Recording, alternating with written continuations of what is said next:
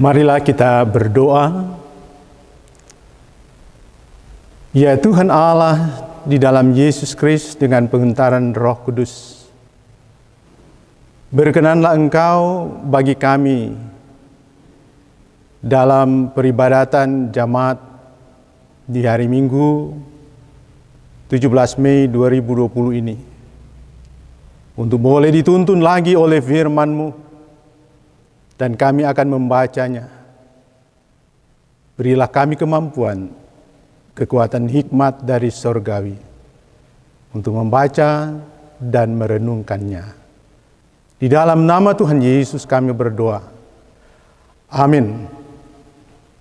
Bapak Ibu Saudara jemaat yang dikasihi Tuhan, ibadah kita pada hari Minggu ini oleh gereja kita mengajak kita untuk membaca dari Perjanjian Lama dalam 2 Tawarik pasal 34 ayat 1 sampai ayat 7. 2 Tawarik pasal 34 ayat 1 sampai ayatnya yang ke-7.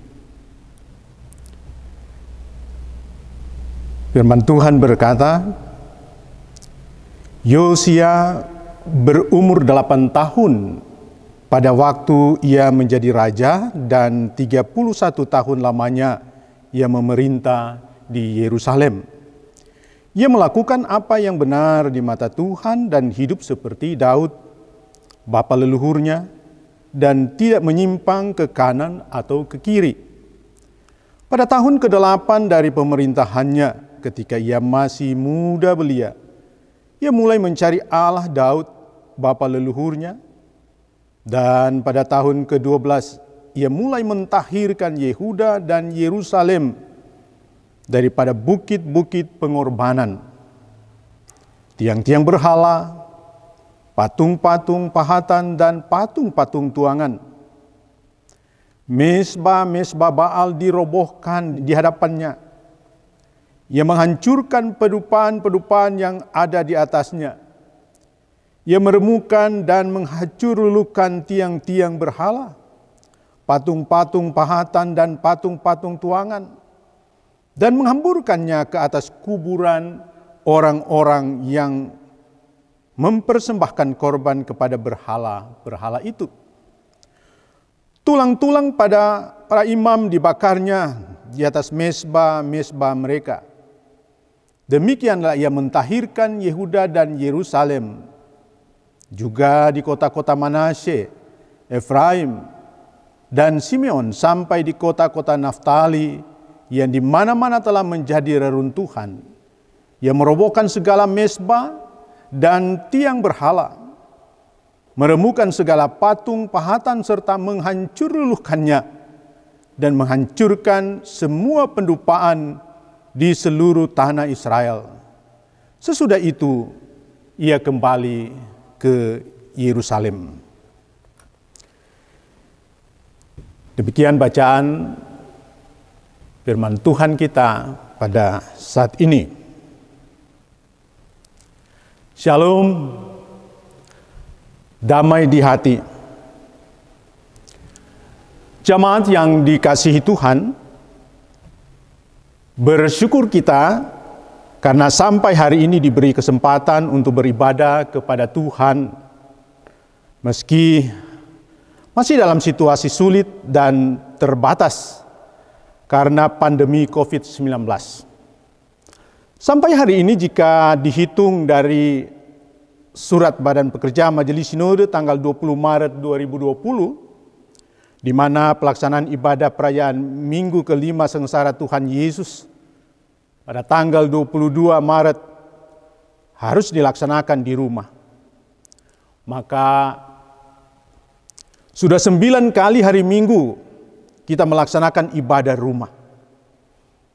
Dalam kreativitas jemaat masing-masing, apakah itu melalui live streaming, pengarah suara, TOA, YouTube, siaran langsung, dan lain-lain. Dalam situasi ini kita sungguh menikmati hubungan yang tidak terbatas dengan Tuhan dalam situasi social distancing, physical distancing, oleh pembatasan sosial berskala besar ini. Dalam situasi ini justru kita semakin merasakan bahwa ibadah di rumah ternyata tidak mengurangi hikmatnya kita untuk beribadah, menyembah, dan bersyukur kepada Tuhan. Saudara jemaat yang dikasihi Tuhan, yang pasti kita semua sudah merindukan untuk ada persekutuan ibadah yang normal dalam gedung gereja. Kita sudah sangat merindukan untuk beraktivitas normal dan tidak terbatas bekerja, belajar, dan beribadah di rumah saja. Pertanyaan bagi kita sekarang adalah, sampai kapan pandemi COVID-19 ini akan berlangsung dan dihadapi? Ada beberapa orang mencoba menjawab dengan standar perhitungan tertentu, bahwa mungkin sampai bulan Juni, bulan Juli, bulan Agustus, bahkan mungkin akhir tahun 2020. Kita tidak tahu. Tidak ada jawaban yang pasti. Semua jawaban hanya bersifat prediksi. Ya, memang kita tidak dapat memprediksi. Karena masalah pandemi COVID-19 adalah di luar jangkauan berpikir manusia. Kita hanya dapat menjawab permasalahan ini dengan iman dan tindakan. Apa itu iman? Iman adalah percaya. Iman adalah karunia Allah yang dikerjakan di dalam hati oleh Roh Kudus, yang menghidupkan dan memandu semua kehidupan kita menuju suatu tujuan. Apa itu tindakan? Tindakan adalah perilaku yang dimiliki oleh orang percaya dalam melakukan apa yang diimaninya. Rasul Yakobus mengatakan bahwa iman yang tidak disertai dengan perbuatan, maka iman itu pada hakikatnya mati. Yakobus 2 ayat 14 sampai 24. Karena itu, menghadapi situasi pandemi COVID-19 ini, Gemim dalam bagian hidup berjalan bersama mengajak untuk melihat dari bagaimana iman dan tindakan pembaharuan Yosia dalam 2 Tawarik pasal 34 ayat 1 sampai 7. Siapa Yosia? Apa pembaharuan yang dilakukan Yosia? Dalam Alkitab, profil Yosia secara garis besar dapat kita baca tidak hanya dalam 2 Tawarik pasal 34, 35, tapi juga dalam 2 Raja-Raja 22 ayat 1 sampai 23 ayat 30.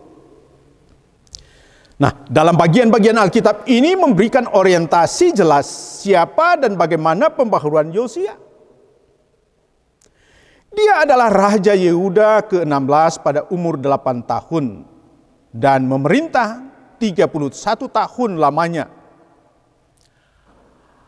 Anak dari Raja Amon dan cucu dari Raja Manasye. Yang kedua raja ini sama-sama melakukan kejahatan dan menyakiti hati Allah. Dalam 2 Raja-Raja 21, tapi juga dalam 2 Tawarik pasal 33. Jadi, masa kecilnya diliputi bentuk praktek kehidupan kejahatan ayah dan kakeknya yang menyembah Baal, melakukan perbuatan keji, meramal, memanggil arwah, menyembah patung Asyera, membunuh orang-orang yang tidak bersalah. Tapi terinformasi bahwa Yosia telah dinubuatkan oleh seorang abdi Allah dalam masa pemerintahan Yerobeam, di mana akan membuat suatu tindakan pembaharuan fasilitas dan praktek penyembahan di Betel. Itu dalam 1 Raja-Raja 13 ayat 1-3. Saudara jemaat yang dikasihi Tuhan, penulis Tawarik menegaskan bahwa Yosia adalah seorang yang sudah membuat suatu perubahan radikal dalam hal keyakinan dengan menempatkannya sebagai seorang yang sangat taat kepada Allah dan melakukan hal yang benar. Bahkan tidak menyimpang ke kanan dan atau menyimpang ke kiri dalam ayat 2. Tentang hal itu kita terbantu dengan penjelasan bahwa Yosia pada umur 16 tahun atau pada tahun ke-8 pemerintahannya, dia melakukan suatu usaha belajar tentang ketetapan-ketetapan dan peraturan Allah dalam ayat 3. Itu berarti usaha ini dilakukannya dalam usia yang relatif muda atau masih remaja. Kekokohan iman Yosia diperkuat dengan keterangan dalam 2 Raja-Raja 22 ayat 3, di mana pada tahun ke-18 pemerintahannya berhubungan dengan penemuan kitab Taurat oleh Hilkia.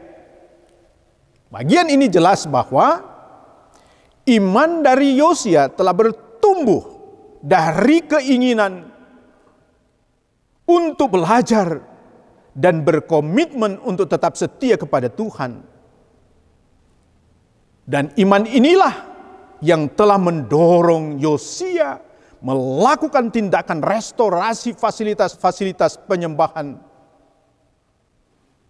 Tindakan mentahirkan Yerusalem daripada bukit-bukit pengorbanan, tiang-tiang berhala, patung-patung pahatan dan patung-patung tuangan. Mesbah para Baal dirobohkan di hadapannya. Yosia menghancurkan pedupan-pedupan yang ada di atasnya, meremukkan dan menghancur lulukan tiang-tiang berhala, patung-patung pahatan, patung-patung tuangan, dan menghamburkannya ke atas kuburan orang yang mempersembahkan korban kepada berhala-berhala itu. Tulang-tulang para imam dibakar di atas mesbah-mesbah mereka, seperti yang diurai dalam ayat 4-5. Yosia juga telah merobohkan segala mesbah dan tiang berhala, merembukan segala patung pahatan, serta menghancurkan semua pendupaan di seluruh tanah Israel, di kota-kota Manasye, Efraim, dan Simeon, sampai di kota-kota Naftali seperti dalam ayat 6 dan 7. Bapak Ibu Saudara jemaat yang dikasihi Tuhan, pembaharuan atau reformasi dan restorasi yang dilakukan oleh Yosia tidak hanya sebatas konsep yang ditawarkan, tetapi suatu bentuk tindakan nyata untuk dilakukan oleh semua bangsa Israel, baik yang ada di Yerusalem, Israel Selatan, maupun bangsa Israel yang ada di Samaria, Israel Utara. Kita yakin bahwa Yosia telah melakukan oleh suatu dorongan iman yang kuat sebagai seorang raja dalam pelaksanaan pembaharuan ini. Dia tidak segan-segan memakai kekuatan politiknya untuk suatu perubahan atau reformasi iman dan restorasi fasilitas publik untuk suatu keselamatan dan kesejahteraan. Jemaat Tuhan, dalam konteks kini, gereja harus belajar dari bagaimana suatu komitmen iman yang berbuah pada suatu tindakan dalam bentuk perubahan atau reformasi. Situasi pandemi COVID-19 adalah suatu peringatan bahwa kita tidak sepi dari berbagai kesalahan dan dosa. Baik itu pikiran, perkataan, maupun perbuatan. Keadaan ini adalah bagian ujian bagaimana ketaatan kita kepada Tuhan. Sebagai pemerintah, sebagai gereja, sebagai pemimpin-pemimpin, kita harus mengoreksi diri. Jangan-jangan ada kebijakan-kebijakan yang tidak sejalan dengan kehendak Tuhan. Kita diajar untuk lebih bijak dalam menentukan suatu kebijakan dan sungguh-sungguh mencari kehendak Tuhan. Bukan mengedepankan kehendak kita sebagai manusia. Kita juga harus terbuka jika ada kebijakan-kebijakan yang salah. Tapi juga tentu menjadi ajakan untuk sungguh-sungguh melakukan pengakuan dosa secara totalitas. Kita telah mengalami kesulitan hidup dari dampak pandemi COVID-19 ini, baik secara sosial keagamaan, di mana kita tidak dapat melakukan aktivitas bergereja sebagaimana biasanya. Jemaat-jemaat tidak lagi mendapatkan pelayanan langsung oleh seorang syamas, seorang penatua, guru agama, dan pendeta, sebagaimana biasanya. Yang dapat bertemu langsung, tetapi sekarang hanya melalui telepon, WA, video call, dan lain-lain. Kita semakin mengalami kesulitan ekonomi oleh karena kehilangan pekerjaan, pendapatan melalui usaha yang tidak sesuai dengan harapan. Kita diancam oleh kekhawatiran dan ketakutan terpapar oleh wabah COVID-19. Belum lagi bentuk-bentuk penolakan oleh keluarga, masyarakat, bagi orang-orang yang berstatus ODP, PDP, apalagi yang positif terjangkit COVID-19. Dan masih banyak penderitaan dan sengsara yang menjadi dampak pandemi COVID-19. Masalah-masalah lain dalam kehidupan pribadi maupun keluarga. Jika ini suatu kesengsaraan, ingatlah pesan Rasul ini. Dan bukan hanya itu saja, kita malah berbegah juga dalam kesengsaraan kita. Karena kita tahu bahwa kesengsaraan itu menimbulkan ketekunan. Dan ketekunan menimbulkan tahan uji. Dan tahan uji menimbulkan pengharapan. Dan pengharapan tidak mengecewakan karena kasih Allah telah dicurahkan di dalam hati kita oleh Roh Kudus yang telah dikaruniakan kepada kita. Dalam Roma pasal 5 ayat 3 sampai 5. Tetapi juga masih dalam nasihat Rasul Paulus dalam Roma pasal 8 ayat 37 berkata, tetapi dalam semuanya itu kita lebih daripada orang-orang yang menang oleh Dia yang telah mengasihi kita. Oleh karena itu, melalui firman Tuhan saat ini kita diajak untuk menguatkan dan berkomitmen dalam iman percaya bahwa Tuhan melalukan pandemi COVID-19 ini. Tentu, belajar dari komitmen iman Yosia untuk juga dalam komitmen itu melakukan tindakan-tindakan perubahan dan mereformasi hal-hal yang telah menyakitkan hati Tuhan. Apakah cara berpikir, berkata, dan juga perbuatan kita yang jahat? Janganlah kita saling mencari celah dan kekurangan orang lain, sementara celah dan kekurangan kita juga tidak tersembunyi. Marilah kita bijak dalam menyoroti masalah ini sebagai sesuatu yang terjadi dalam sejarah kehidupan manusia, termasuk gereja di dalamnya. Ya, seperti sudah diungkapkan di atas bahwa hal ini berada di luar jangkauan berpikir manusia dan gereja. Mari kita kuatkan kebersamaan sebagai gereja yang berjalan bersama, bersinode dalam saling membantu orang dengan orang yang lain, terutama mereka yang telah berkekurangan oleh dampak COVID-19 ini. Teruslah mengembangkan pelayanan diakoni di aras jemaat, wilayah, dan sinode. Ketika kita melaksanakannya, maka di sanalah berkat, di sanalah juga hakikat dan tugas serta fungsi gereja yang berjalan bersama dilaksanakan.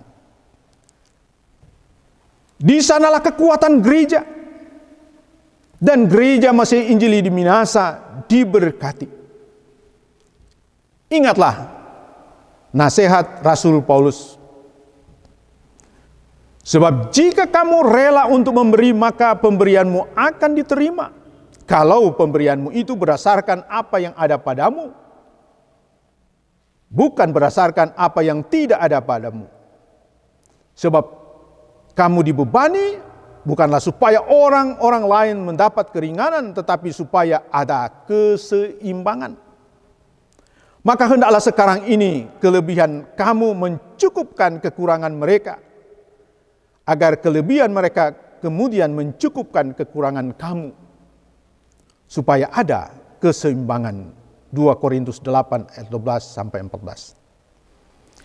Marilah kita juga menguatkan ketahanan pangan melalui hidup hemat, tetapi juga melaksanakan gerakan menanam dengan mengembangkan potensi ruangan, halaman, kintal, dan kebun kita dengan tanaman-tanaman yang produktif.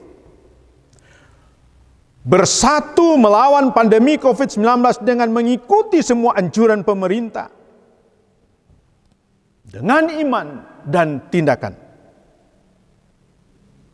Tinggal di rumah, cuci tangan, pakai sabun dengan air mengalir, pakai masker, dan Tuhan Yesus menolong torang semua. Amin.